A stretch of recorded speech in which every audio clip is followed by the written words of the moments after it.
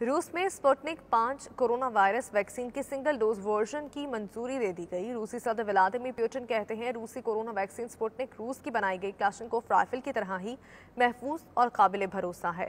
तफसीलात के लिए मॉस्को से शाहिद घुमन की रिपोर्ट।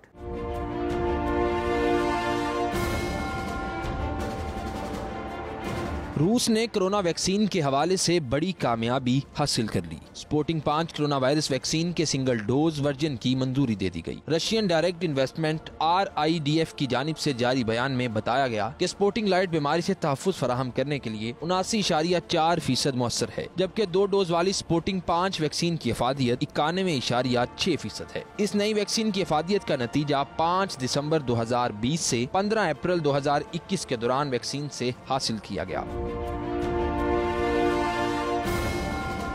रूस की तैयार करदा वैक्सीन को 60 से ज्यादा ममालिक में इस्तेमाल की मंजूरी दी जा चुकी है। ताहम इस वैक्सीन को यूरोपियन मेडिसिन एजेंसी या अमेरिका में मंजूरी नहीं मिल सकी। रूस में कोरोना की सूरत हाल पर रूसी हकाम से वीडियो कॉन्फ्रेंस में बात करते हुए सदर पुतिन का कहना था कि रूस की कोरोना वैक्सीन का शुमार दुनिया की महफूज और काबिल एतबार वैक्सीन में हो रहा है।